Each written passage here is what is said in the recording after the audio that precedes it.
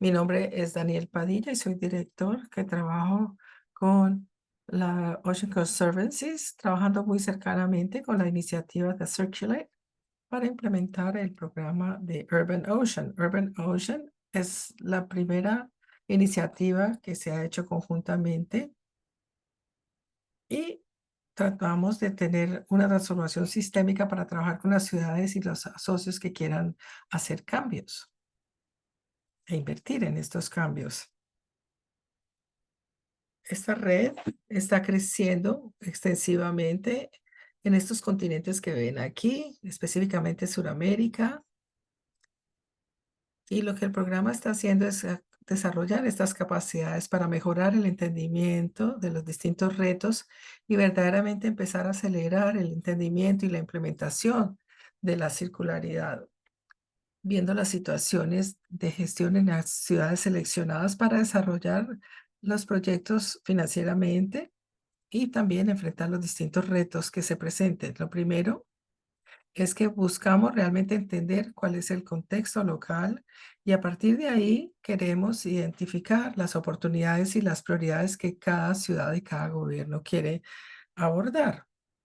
Esto tiene unos casos de estudio para compartir todas las experiencias a través de toda la red como socio clave en el contexto de lo que significa ser una ciudad resiliente. Una plataforma maravillosa que estamos compartiendo con nuestra organización.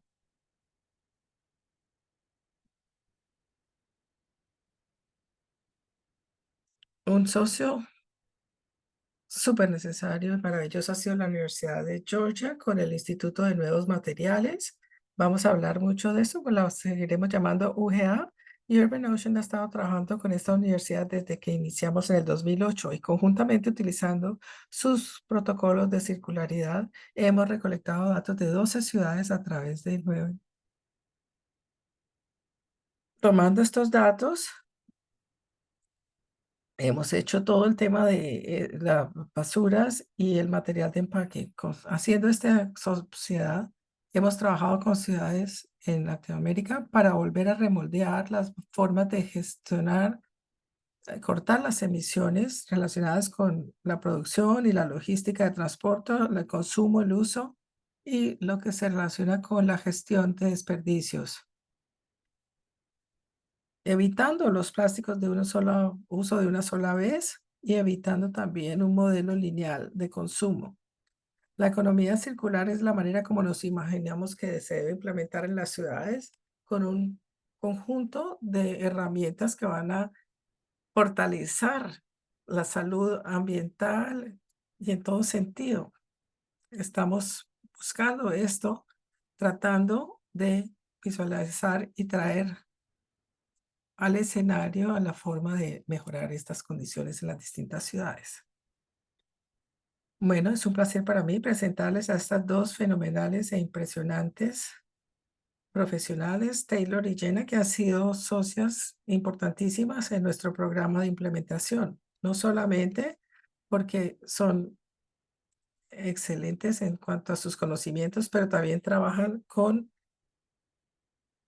el corazón. Bueno, Tyler Madeleine es la directora del protocolo de evaluación de circularidad en la UGA y se graduó en la Universidad de Virginia y tiene un máster en biodiversidad y de la Institución de Oceanografía en San Diego.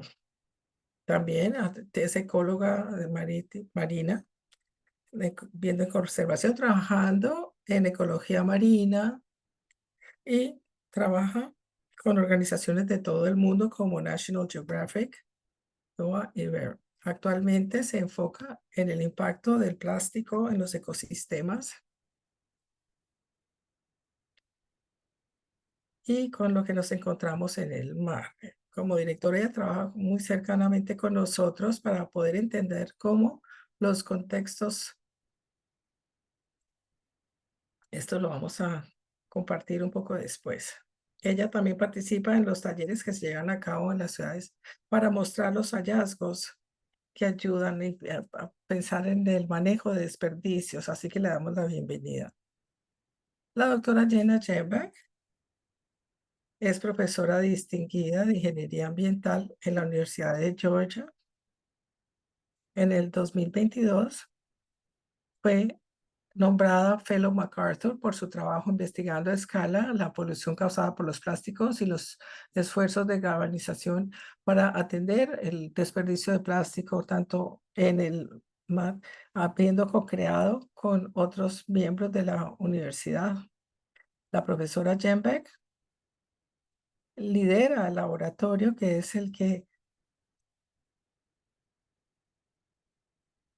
utilizando los conceptos de la economía recircular, examinando materiales y productos en toda la cadena de valor. Así que estamos viendo cómo los materiales no solamente son conceptualmente diseñados, sino cómo interactúan con todos los sistemas que requieren estos para poder lograr un mejor resultado. Tiene más de 26 años de experiencia en el manejo de residuos sólidos y 23 años de experiencia trabajando directamente con las basuras marítimas. Démosle la bienvenida a ella también para que nos cuente lo que conoce sobre las intervenciones que esperamos que se implementen en el futuro. Bienvenidas tanto Taylor como Jenna.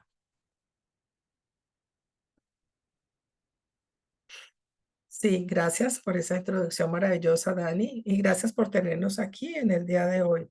Es un placer tener la oportunidad de hablar con todos ustedes sobre el protocolo de evaluación de la circularidad y poder tener unas decisiones informadas en su contexto. Tanto la doctora Jenna como yo vamos a estar hablando y vamos a arrancar con un poco de introducción del CAP y un poco de la historia sobre por qué terminamos usando este tipo de herramienta y cómo esta investigación es tan pertinente en las ciudades en el mundo entero hoy en día. Entonces, ¿por qué nos importa el tema de los plásticos? ¿Por qué nos importa el sobreconsumo de estos materiales? Nos sorprende cuando hablamos de CAP, estamos mirando plástico de un solo uso. Podemos utilizar CAP para cualquier tipo de material, pero para los efectos de esta reunión y de la investigación marítima, lo que vamos a hablar hoy específicamente va a ser la polución con plástico. Entonces, vamos a ver cómo ha crecido exponencialmente el consumo a partir de los años 50. Importantemente, la proporción más grande de manufactura de plástico es lo que vemos en la parte de abajo de la gráfica, es material de empaque, que generalmente son artículos de un solo uso, utilizados por el consumidor por menos de 10 minutos antes de echarlo a la basura y no tienen la intención de ser duraderos. Entonces no concuerda en lo que se necesita y cómo se manejan los plásticos al final de su vida. Así que desarrollamos materiales más y más complejos a una velocidad mayor. Entonces existen cantidades de polímeros de plástico y otros aditivos que tienen que ver con el plástico, tomando distintas características. Así que nosotros, viendo esta situación, no podíamos realmente manejar lo que estábamos manufacturando.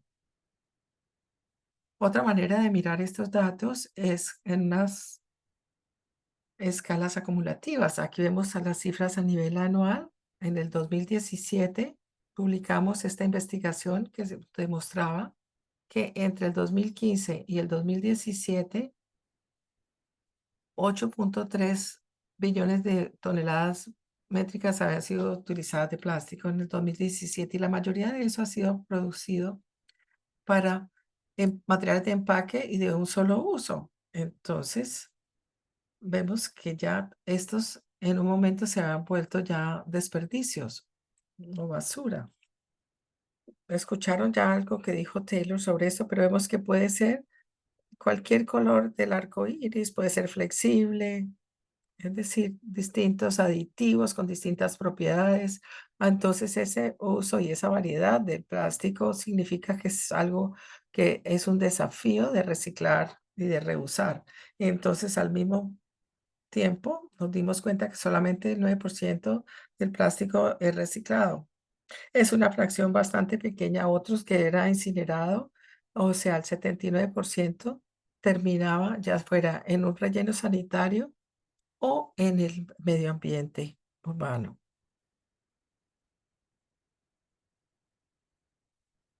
Taylor, ¿tú sigues? Sí. Entonces, sabemos importantemente que el plástico y los químicos correspondientes afectan a los humanos y la salud de los mismos a través de su ciclo de vida. Muchos son carcinógenos conocidos y se han descubierto en el aire, en el cima del monte Everest, en las Marianas, aún en los tejidos y en la sangre humana. Y muy importante, esto del plástico y la polución ha sido un problema de los efectos negativos en el ciclo y se sienten desproporcionalmente por las poblaciones más vulnerables.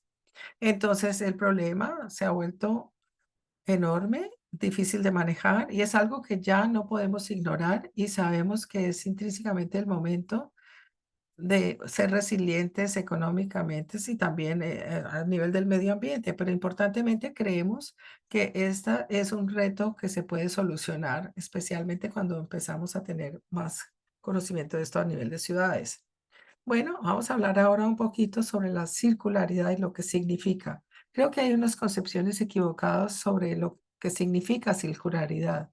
Entonces, si queremos definir esto de una mejor manera, queremos hacer en este webinar. Primero hay que pensar en circularidad parecido a lo que vemos que pasa en la naturaleza, porque todo lo que sale se vuelve algo que entra también y el concepto de desperdicio se vuelve obsoleto. Otra manera de mirar esto es decir que no creemos crear algo que sale, que puede ser algo que entra, es decir, que sea un sistema que no sea circular. Y una de las concepciones equivocadas es que la circularidad no es solamente recircular, porque recircular va a jugar un papel en la recircularidad, pero hay que tener un abordaje integral. Y lo que significa esto es que realmente hay veces que hay circularidad que no representa desperdicios y eso puede relacionarse con lo que nosotros utilizamos por la economía de servicio, es decir, mucho más allá de solamente el reciclaje. Y vemos que las ciudades son unos sistemas complejos que pueden optimizar la circularidad. Siguiente diapositiva, por favor. Entonces, pensando sobre cómo optimizar la circularidad, cuando miramos cómo el plástico termina entrando en el medio ambiente con fugas, hay que hacer distintas intervenciones en este marco que vemos aquí para reducir la polución de plástico. Aguas arriba, por ejemplo, también cuando hablamos al principio del ciclo de vida, se puede reducir la producción de plástico para reducirlo inicialmente, luego hacer el uso de materiales innovadores y el diseño del producto mejor, reduciendo la generación de desperdicio y mejorando el manejo de desperdicios a nivel global. También tenemos que mirar aguas abajo, es decir, mejorar nuestros sistemas de gestión para mejorar la captura de plástico y reducir la entrada de concentraciones, es decir, teniendo en cuenta el objetivo cero para reducir la cantidad de producto que poluciona el ambiente. Y este es el marco estratégico que se utiliza para determinar las intervenciones a través de todo el ciclo. Siguiente diapositiva. Ahora quiero introducirles a ustedes el protocolo de evaluación de circularidad o CAP, que es como lo llamamos. Este protocolo realmente se generó por las preguntas que se hacían sobre la polución de plástico para buscar una solución. Y creo que después de nuestras investigaciones que se publicaron en el 2013, empezamos una conversación sobre la economía circular y cómo la economía circular podía traducirse en la reducción de esta polución de plástico. Sin embargo, también veíamos a través de los viajes en el mundo que el Departamento de Estado y distintos países del mundo veían que ahí es donde se toman las decisiones sobre este tipo de problemas. Y yo empecé a hablar con personas hablando de las soluciones del plástico y diciendo, ¿qué creen que debemos hacer? Y decir, la economía circular es la solución, es una idea bastante abstracta. Entonces, pensar en cuál es la economía circular y lo que significa en el, en el, en realidad es muy importante. Aun cuando yo no soy la experta de su comunidad, son ustedes quienes tienen la experticia y el conocimiento de lo que puede funcionar en su comunidad. ¿Y qué está faltando? ¿Cuáles son los datos que faltan?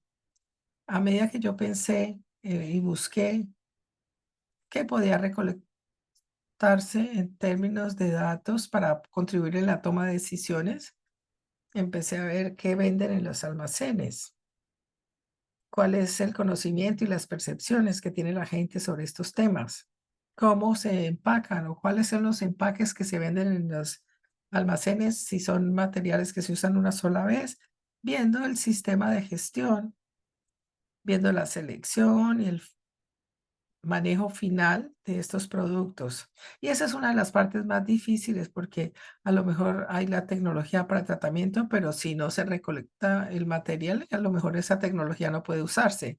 Y finalmente, lo que termina entrando al ambiente puede ser o darnos ideas de lo que puede verse aguas arriba para evitar esto.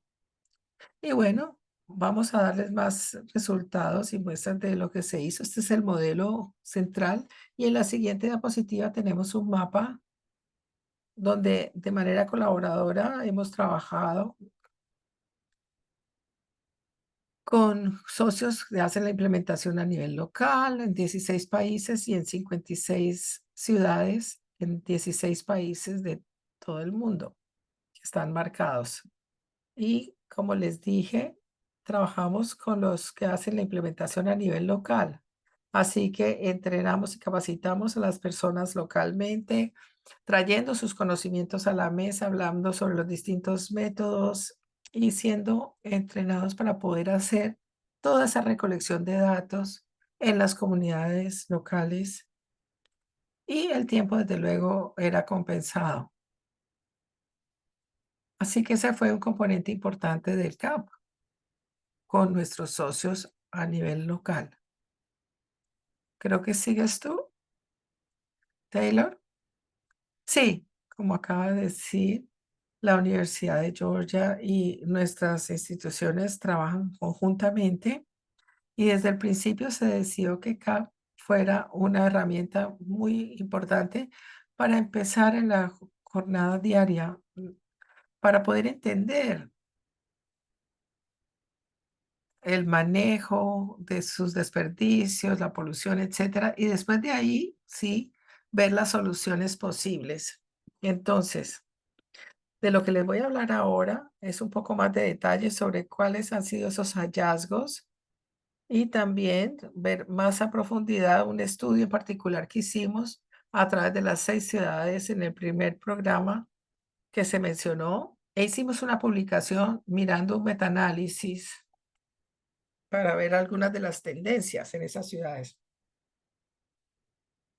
Primero les voy a dar un poco más de detalles sobre lo que mi colega acaba de contarles. El CLAP salió de la necesidad de entender de lo que era la economía circular ya en piso, a nivel de escala, de a escala de ciudad y cómo medirlo. Entonces dijimos, eso se puede hacer de distintas maneras y estamos homologando cosas como los escombros, cómo manejarlos. Pero bueno, también hay una preocupación enorme con el tema del plástico. Así que hay 7 componentes distintos en CAP, que puede ser con datos cuantitativos o cualitativos que nos dicen de la circularidad de una ciudad en un cierto momento.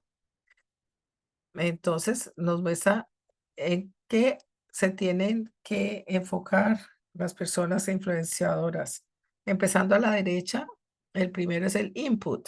El input es lo que mira los productos que se venden en la comunidad y dónde se originan. Y esto se hace a través de encuestas en los almacenes, en las distintas almacenes de la ciudad. La comunidad que mira las conversaciones que se están presentando y cuáles son las actitudes y las percepciones de la gente alrededor de los materiales y el desperdicio. Y esto se hace con entrevistas a las partes interesadas. La siguiente es el diseño de los productos, que mira dónde están las innovaciones y los formatos de los productos y sus diseños. Y eso se hace a través de las encuestas en los almacenes, en los supermercados y también en restaurantes y vendedores de comida para ver los materiales utilizados. Aquí vemos también las tendencias del uso y reuso de algunos tipos de productos, viendo si son opciones de compras a granel. Y esto también se hace con entrevistas a las partes interesadas y a las tiendas. Luego la recolección, que mira cómo se genera el desperdicio y cómo lo recolectan y qué tipo de infraestructura existe para esa recolección. Y esto se hace a través del uso de literatura, con distintas prácticas y también visitas a los sitios. La siguiente es el final del ciclo, que intencionalmente la llamamos fin del ciclo en vez de fin de la vida, porque queremos perpetuar que este es un ciclo y no la última etapa de la vida de este producto. Y luego vemos lo que pasa después de la recolección, es decir, qué pasa después de que se descarta el desperdicio, cuál es el tratamiento que se le da, si va a hacer compostaje o si va a los rellenos sanitarios. Y de nuevo, esto se hace a través de la literatura y las entrevistas. Y por último, pero no menos importante, son estas fugas. Vemos cómo pueden escapar del sistema y terminar en el medio ambiente. Esto se puede conservar y nos hacemos la pregunta, no solamente qué es, sino por qué y cómo es que está llegando allí, cuáles son las condiciones que permiten que esto pase, que estos materiales terminen llegando al medio ambiente.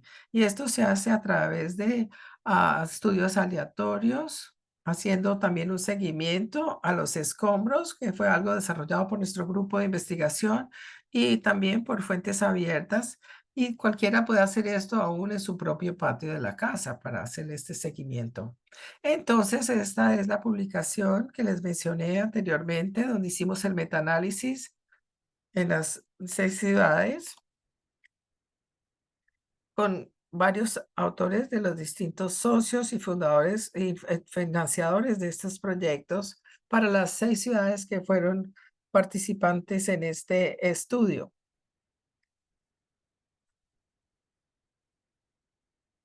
Entonces, Dani nos hizo una maravillosa, introducción del tema. Pero aquí vemos cómo se mapean los desafíos, los riesgos, las oportunidades y ayudar a desarrollar para atender no solamente los residuos sólidos, sino también otros temas que tienen que ver con la resiliencia y cómo la circularidad puede ser un actor en ese sentido. El primer protocolo es el que hacen las ciudades fijando una línea base para ver estos riesgos y posibilidades y oportunidades. Esto lo hacemos a través de lo que llamamos los socios de implementación local en cada ciudad. Urban Ocean se lanzó el primer cohorte en el año 2020, que fue un año bastante difícil para viajar. Creamos la oportunidad perfecta para tener una plataforma remota de capacitación y trabajamos con los socios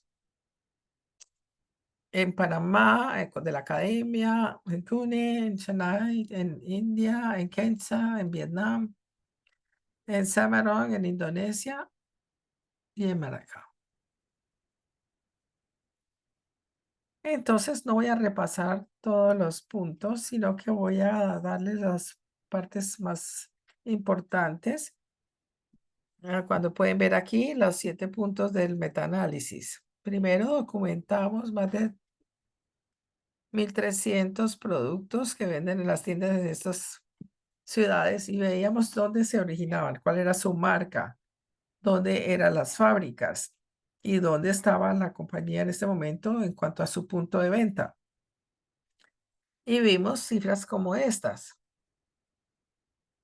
Se demuestra dónde estaban las oportunidades de tener conversaciones con el sector privado y con las marcas a- alrededor de la circularidad, especialmente como muchos de estos artículos en todas las ciudades, muchas veces se hacía su manufactura muy cerca de donde se vendían. Entonces, esto tenía que ver con la responsabilidad extendida de los productores, donde se trabajaba directamente con esas marcas que tienen una gran aceptación en la ciudad y ver cómo, por ejemplo, los empaques se pueden recolectar de nuevo o rediseñar, porque sabemos que están siendo vendidos en nuestras comunidades y sabemos que es un material que puede ser un problema. Así que fue interesante ver la participación también del sector privado en este sentido. Luego está el diseño de producto. Así que hicimos muestreos en 470 productos to go de los vendedores de alimentos, además de los 1.300 artículos de las tiendas. Y nos sorprende que estos productos fueron dominados por plásticos de múltiples capas y fue el porcentaje más alto a través de todas las ciudades estudiadas.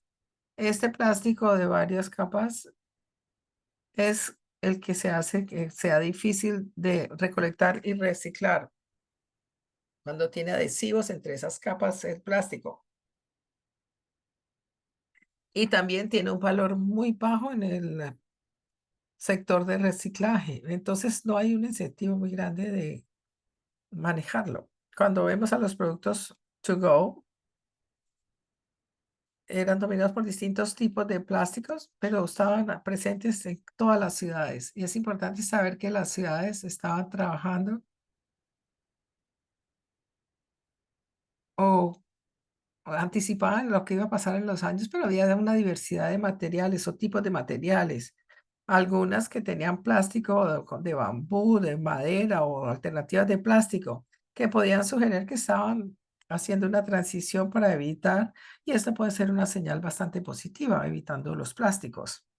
Y por último, voy a mirar los datos de cómo estos productos llegan al medio ambiente con los leakage o las fugas. Vemos acá en las ciudades mencionadas anteriormente. Así que los invito a que miren esto porque es un estudio de fuente abierta y es muy fácil hacer el seguimiento. Vemos algunas similitudes, especialmente en los países del Surasia, especialmente tabaco y productos alimenticios. Vemos acá los materiales o los tipos de materiales principales que aparecen en la columna de la derecha. Por ejemplo, había más sachets de tabaco, donde era más común el tabaco para masticar, y en otros lugares era del material de cigarrillos. Entonces, ahí veíamos cuál era el problema más grande y qué era lo que se fugaba al medio ambiente, y así pudimos hacer las intervenciones teniéndolos como objetivo.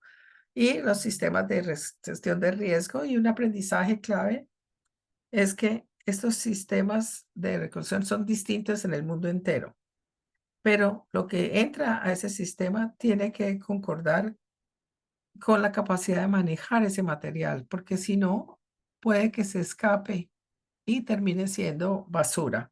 Entonces pensamos en distintas cosas de este manejo, pero universalmente vea la necesidad de alejarnos para aumentar el reciclaje, aumentar el compostaje y también tener una infraestructura mejor para la recolección, especialmente para limpiar, organizar y transportar.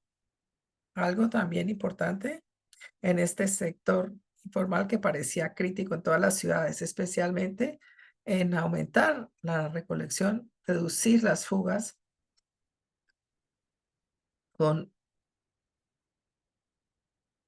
basuras de cierto tipo para dictaminar si terminaban en el ambiente o no. Entonces, hicimos un metaanálisis maravilloso con todas las ciudades, pero lo más importante de todo este documento fue hacer el análisis comparativo para ver qué tipos de intervenciones podían tener el impacto mayor en la circularidad. Entonces utilizamos los 7 temas, desglosando estos en 25% de implementación, viendo cómo las intervenciones iban a impactar cada uno de los temas. Y el tema principal como resultado era que queríamos demostrar visualmente y técnicamente que la intervención aguas arriba era lo más importante. O sea, esas son cosas como mirar hacia el rediseño de los productos, tener conversaciones sobre la responsabilidad de los productores extensivos, hablando con los consumidores. Entonces, tratando de impactar más estos temas para tener un mayor grado de cambio. Y esto era mejor que hacer la intervención aguas abajo. Por ejemplo, si uno quería evitar la basura por cigarrillos, realmente solamente vamos a impactar uno de esos temas de recircularidad. Entonces, esa fue una conclusión importante y un aprendizaje clave para las ciudades para diseñar sus protocolos de circularidad. Bueno, vemos aquí también las implicaciones y las oportunidades que tuvieron esos hallazgos porque informan la evaluación de oportunidades que salen de océanos urbanos. Se hizo un taller a nivel de ciudad hablando de esos hallazgos clave y qué es lo que queremos obtener a nivel de la ciudad. Y también tuvimos nuestra primera cima de trabajo donde se compartieron los hallazgos, las distintas ciudades y hablaron, discutieron sus propuestas. O sea que representó una gran oportunidad de cómo compartir datos, también la nomenclatura alrededor de la circularidad y poder construir esa red para aprender y tener contactos que pueden ser valiosísimos. Y estamos a punto de terminar nuestro tercer evento y estamos esperando el siguiente cowork que va a ser muy emocionante. Una parte importante de este webinar es hablar no solamente los datos que recolectamos, sino cómo utilizar esos datos para informar las intervenciones a nivel de ciudad. Entonces, vamos a hablar de algunas de las intervenciones de ejemplo que deben buscar las ciudades basadas en estos datos. Aquí tenemos el título de las intervenciones de los proyectos que tuvimos en la primer cohorte de ciudades en Urban Ocean. Muchas tenían que ver con capitalizar el valor para animar a la participación de las comunidades, sobre todo con la organizada y el manejo de esto, separando los desperdicios sólidos o los húmedos y los secos. Muchas de las ciudades también reconocían cómo la circularidad tenía tanto que ver con la resiliencia y la sostenibilidad, representando una gran oportunidad de trabajo, que son aquellos que vienen en estos sistemas más circulares. Algunas ciudades tuvieron un abordaje de política, especialmente con las políticas que tenían que ver con los ítems problemáticos para ver cómo se iban a almacenar y cómo se iban a manejar para ver si realmente concordaba para decir que ese era el tipo de material sobre el que querían tener una política. Hay muchísimas oportunidades para la recolección y el reciclaje. Hubo también unos programas pilotos a menor escala con un concepto muy importante, hacer escala. Así que hubo una gran diversificación y todos hicieron un trabajo fantástico para utilizar los datos y la información recolectada con Urban Ocean para hacer una decisión informada científicamente sobre lo que quieren lograr o perseguir. Y luego tenemos otras ciudades que queremos mencionar en términos de la intervención fuera del programa de Urban Ocean. Y tenemos un corte de 4 ciudades en los Estados Unidos: Ann Arbor, Hilo, Galveston y Savannah, Georgia, porque ellos querían tener sistemas de reuso de alimentos a través del tema perpetuo.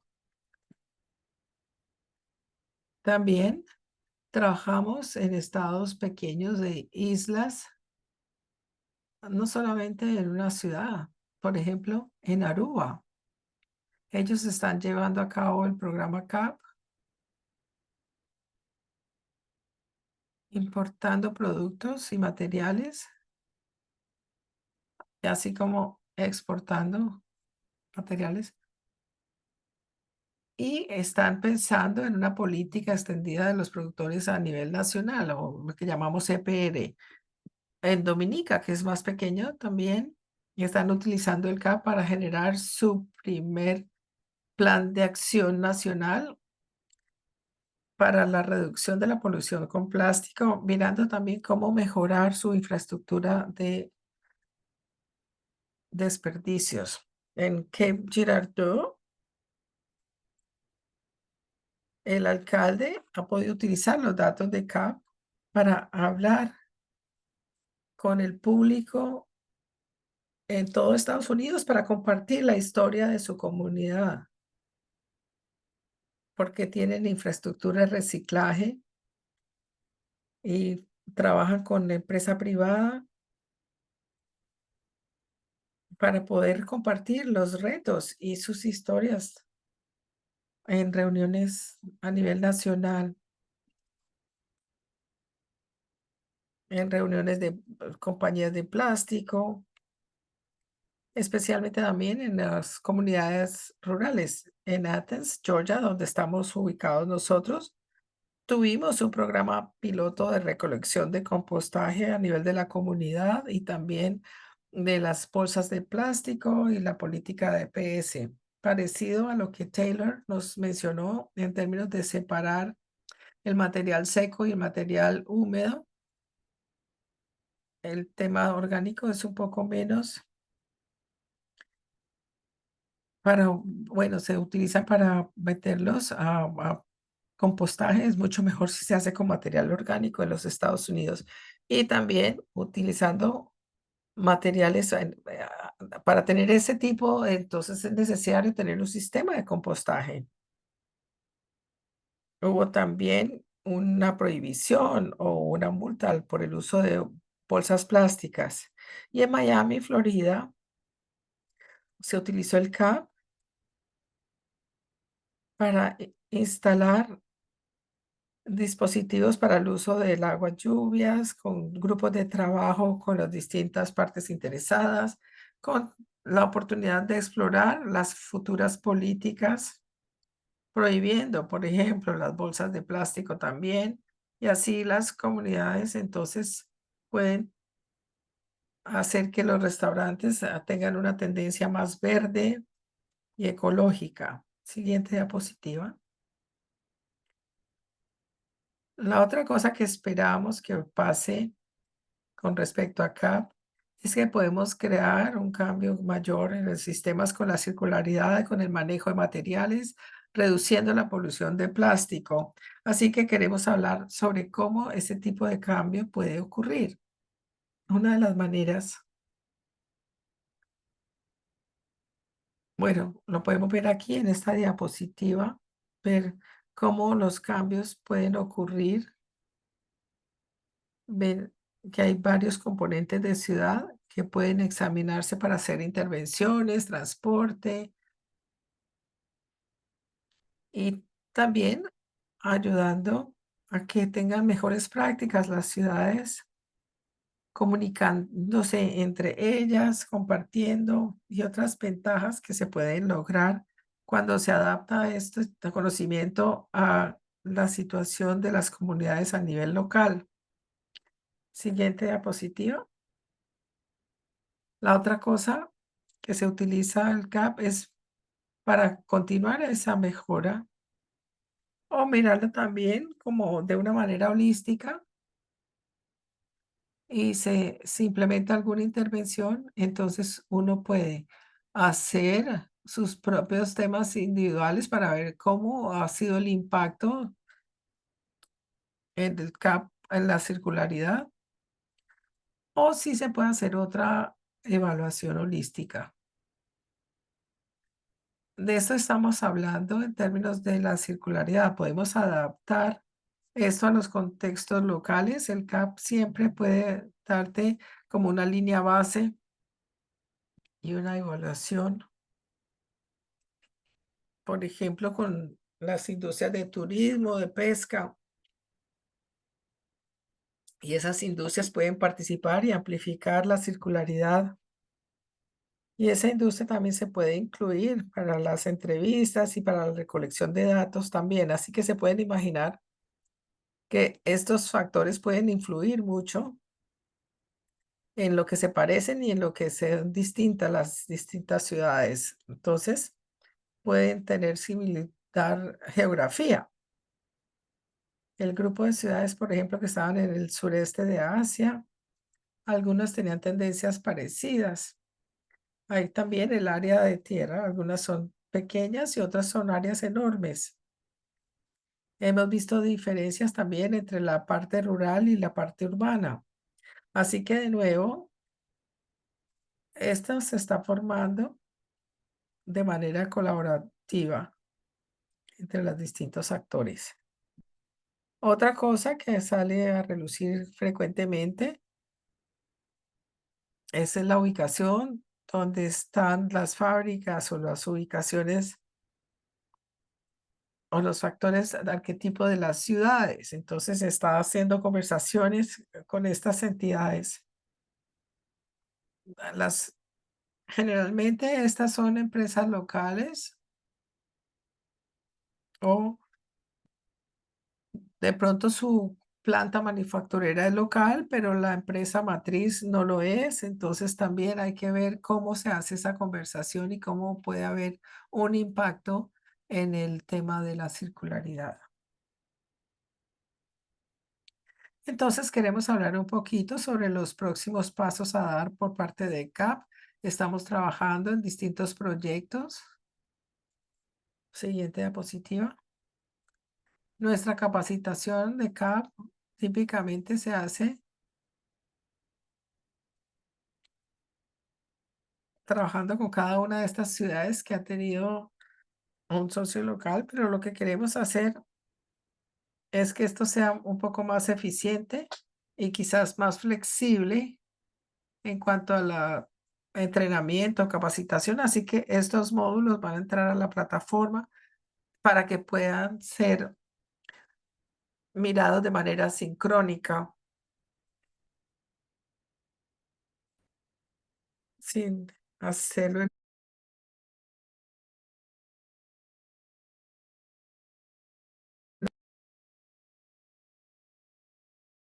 Aquí tenemos un ejemplo. Generalmente nuestros cursos tardan 2 horas. Ustedes pueden ver que hay distintos módulos, empezando, por ejemplo, el entrenamiento en cada una de las áreas y desde luego podemos hacer que haya videos interactivos con animaciones y luego documentos que pueden bajarse y leerse de manera que sea algo agradable. Otra cosa que queremos hacer es tener un portal de datos para que esté disponible y atractivo. A través de un portal de datos va a ser también abierto y las personas pueden ver las distintas ciudades y sus datos, comparándolas unas con otras, buscar las tendencias de las que les hemos hablado y hasta bajar los datos para crear sus propios cuadros según lo que sean sus necesidades. Siguiente diapositiva.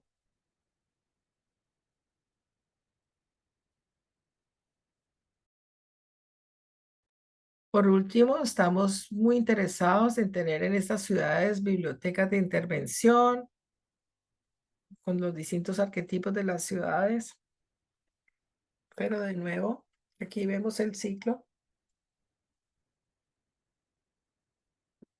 Hay intervenciones en cada uno de estos escenarios.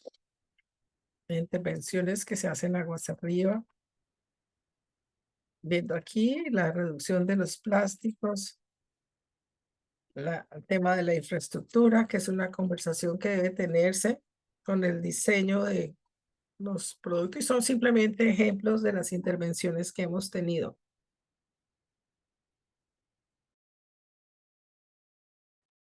Con respecto a la responsabilidad del productor o EPR, tiene que ver con el manejo, porque pues desde luego eso tiene un costo con el uso de plásticos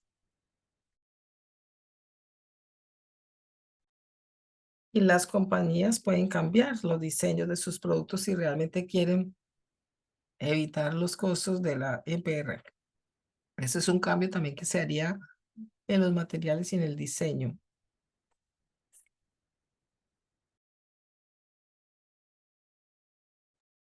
También el uso de estos contenedores ayuda en un programa a nivel PP.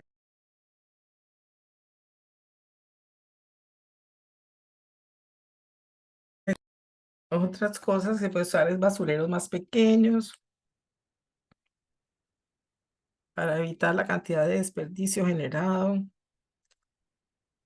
y mejorar la infraestructura, optimizando la recolección de basuras. Y de nuevo, viendo cómo la EPR puede ser útil en cuanto a la infraestructura y continuar con el reciclaje, que va a seguir siendo parte de la circularidad. Ver también los dispositivos para tomar las aguas lluvias, los drenajes que tienen que ser hechos adecuadamente, porque si no, no va a servir para quitar estos desperdicios que salen al medio ambiente. Entonces, yo creo que ahí terminamos y estamos listos para tener sus preguntas.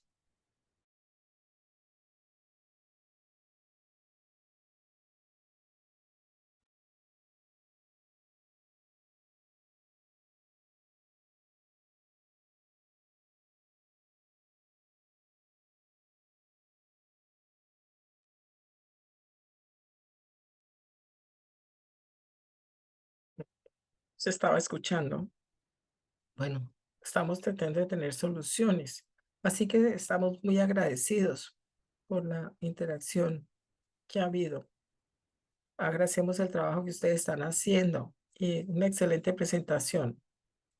Bueno, entonces, como se dijo, podemos empezar con el ciclo de preguntas y respuestas. Lo primero es que vamos a estar mostrando las ubicaciones y el protocolo de evaluación, el CAP, donde ha sido desplegado. Entonces, la primera pregunta que yo quisiera hacer es cómo los datos empezaron a ser recolectados desde el año 1950. Sí, gracias. Estábamos hablando inicialmente en la primera diapositiva de estos datos y se ha hecho en colaboración con Roland Gallagher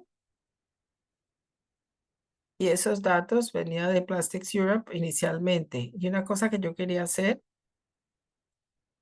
y que ustedes todos van a poner ahí en la chat, un enlace que hay de un modelo que ha sido actualizado y está disponible. Si ustedes están interesados en tener sus propios cuadros, principalmente eso era con plásticos en Europa, pero también combinado con una base de datos adicional que también teníamos. Bueno, ese plástico no estaba inventado. Ese fue el primer año en que realmente se tomó la recolección de datos estadísticamente, a cuando el plástico ya existía anteriormente. Sí, gracias. Otra pregunta. Se enfoca en los materiales verdes y las buenas prácticas. Hasta ahora, el costo de los materiales de reuso es bastante alto. Entonces va a ser más caro que los materiales nuevos. Entonces, ¿cómo podemos remediar esto? Me gusta esta pregunta especialmente porque tenemos un socio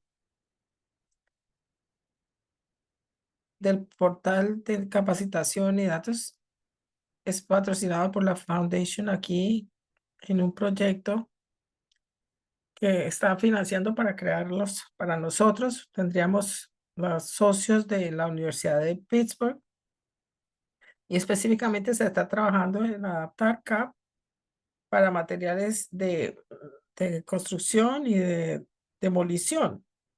Entonces, yo creo que habría mucho interés en eso. Entonces, nos encantaría que esta persona nos dé su información de contacto porque es parecido al costo de plástico, pero es más caro reciclar plástico que usar el material virgen, que es poco costoso. Así que parecido a eso, lo que tenemos que hacer es valora esos materiales reutilizados. Y lo mismo pasa, es más mejor lo de construcción que lo de demolición. Entonces, estaríamos en esta situación de poder vender esos materiales reutilizables de pronto de una manera que sea no buscando ganancias, es decir, sin ánimo de lucro. Y podemos empezar entonces a mostrar a través de cosas como el CAP y otros inventarios de gases de efecto invernadero, por ejemplo, que desde luego van a compensar ese costo. Sí, hubo otro grupo en Atlanta con el que trabajamos te hablaba de las. Hay que tener esos sistemas también aguas arriba para, por ejemplo, los productos de plástico, si están hechos con un tipo de material y con CAP, con menos adhesivos, se puede hacer, y se pueden entonces reutilizar y reciclar. Eso también va a ayudar al sistema aguas abajo. Es decir, en la parte de aguas arriba hay que estructurar y diseñar el producto de una manera que sea mejor, que sea mucho más fácil de reutilizar. Y desde luego, eso requiere un cambio mayor, que desde luego va a ayudar mucho a evitar los problemas de plástico y de materiales de empaque. Sí, en términos de crear la sociedad que realmente valore como estaba diciendo, es tener el verdadero costo reflejado en la infraestructura. Por ejemplo, el mármol de Italia no debería ser más barato, simplemente a nivel de la logística. Así que parte de esta conversación realmente es sobre asegurarnos de que la transparencia del plástico no solamente en lo que se captura, sino también con el subsidio, por ejemplo, con el despacho, si no fuera tan caro. Entonces, como sociedad, todo esto debería reflejarse en los costos. Así que si ustedes miran los materiales reusados, no solamente representan un ahorro en costos, sino que también el desempeño va a ser mejor. Entonces, con eso tendremos unos mayores beneficios. Tiene ambas temas, tanto en el mercado como en la planificación y en cómo se percibe en cuanto a los materiales a comprar. Bueno, vamos a tomar otra pregunta que será la última. La pregunta se hizo en el chat sobre por qué no hay presencia en Europa.